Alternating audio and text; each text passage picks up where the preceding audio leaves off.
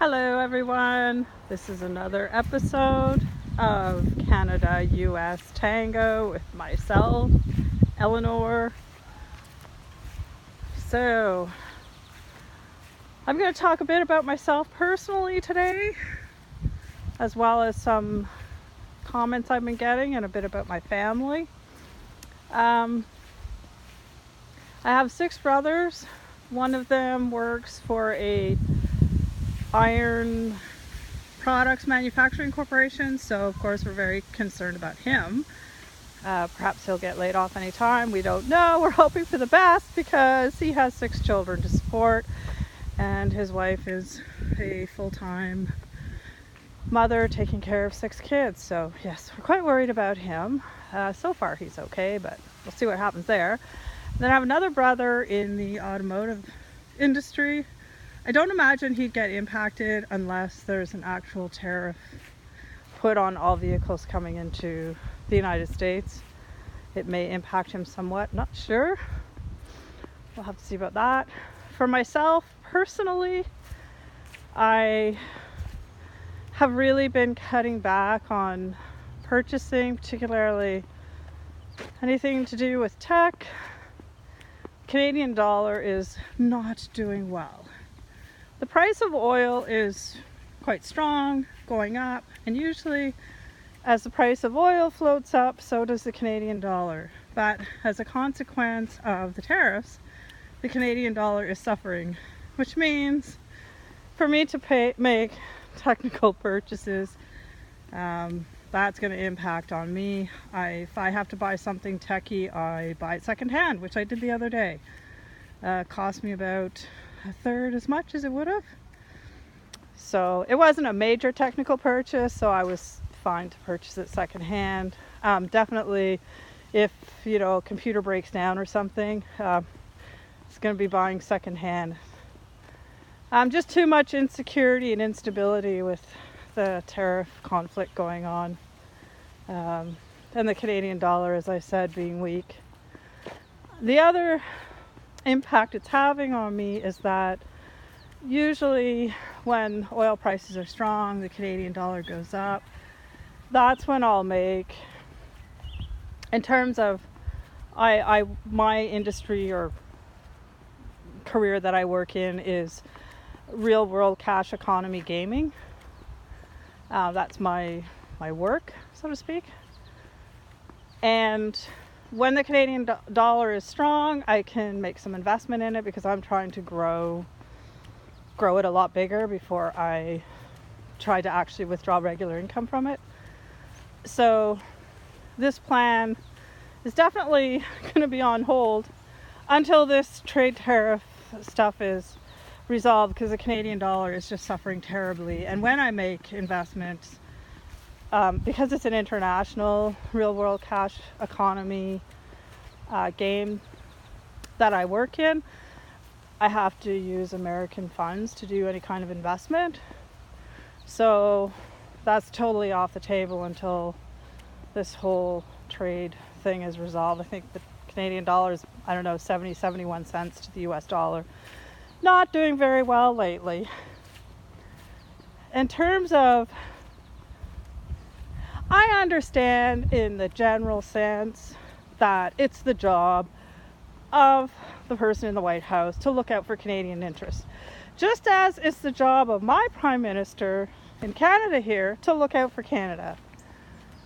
So I wasn't really taking it particularly personally that Trumpling has been imposing tariffs on Canada and whatnot, because he's been smacking other countries as well. But what really pissed me off is Trump announcing that he is taking Canada to court to compel us to remove the tariffs that Canada has placed on goods coming in from the United States. And now I am personally pissed at him, because it's like, yeah, okay, I understand the United States has a serious trade deficit. You're like a China in a bull shop in how you try to resolve the situation, but I get you need to resolve it. You guys are probably, I don't know, several billions deficit or whatever.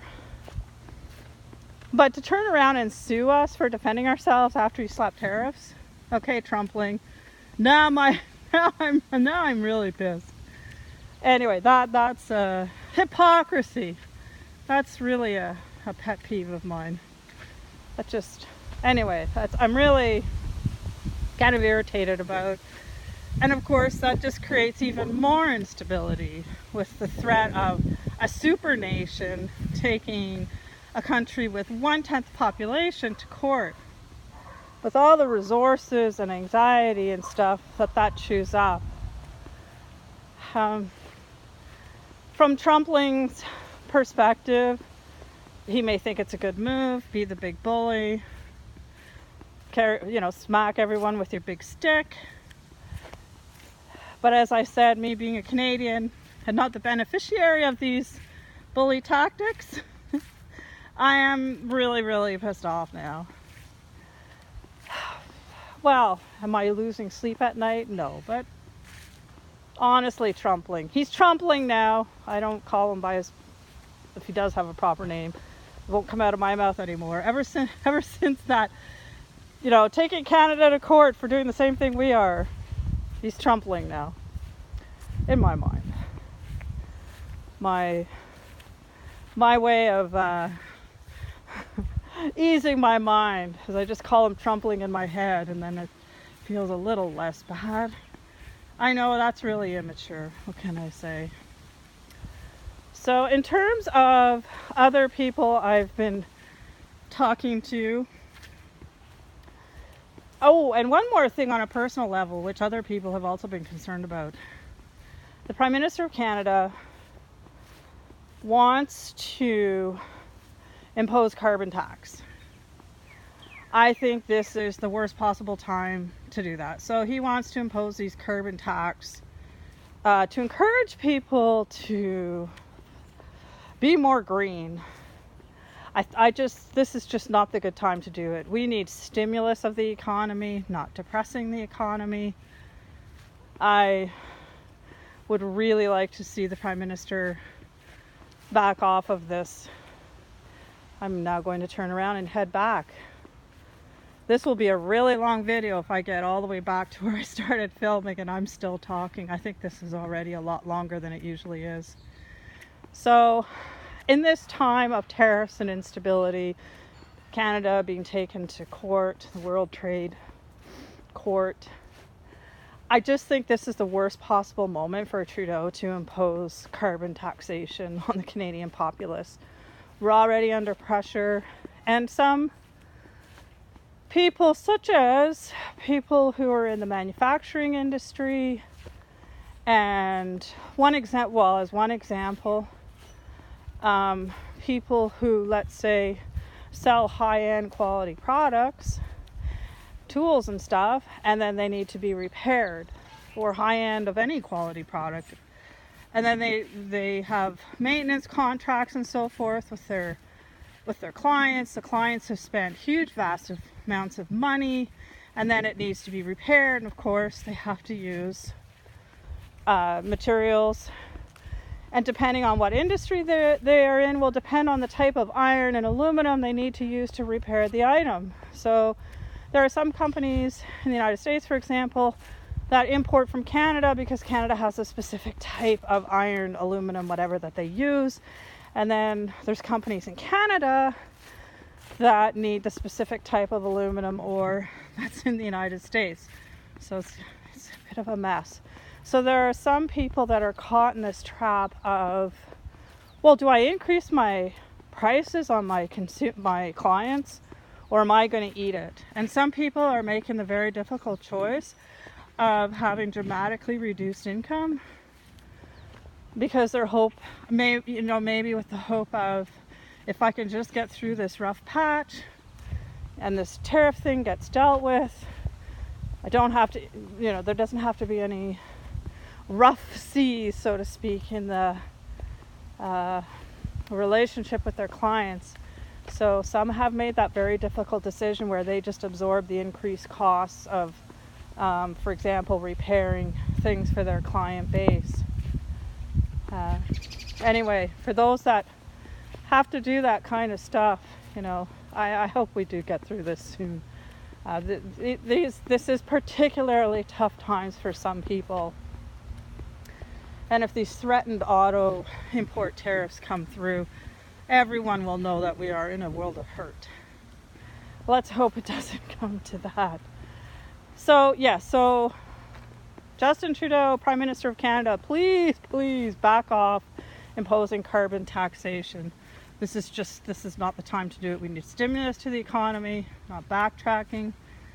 Thankfully, Justin is forging ahead with the Trans Mountain pipeline. Invest whatever billions you have to make it ecologically sound. Be fair with Aboriginal communities. I know this is an extraordinarily tough time for some of the Aboriginal communities. They have valid, real concerns. You know, let's just deal with it and get everyone on board and get this pipeline expanded and done. We need it. We need it. So some people are very concerned about, for example, one person expressed, you know, is the Prime Minister of Canada, in order to fund the Trans Mountain pipeline, is it going to come out of Canada pension funds? That's one person's worry. They're worried about, is the Prime Minister competent to manage this huge conflict? I mean, I think this would be a challenge for everyone. One thing in the Prime Minister's favor is he is talking across the board with all the parties. He's talking to people that have years of experience dealing internationally, former prime ministers and stuff. Good call, Justin. Glad you're doing that. That will help get us through it. All right. There was something else I was going to mention, which I'm going to try to remember. Maybe I won't remember. There was one other major point I wanted to make. Yeah. Buy your groceries local as much as possible.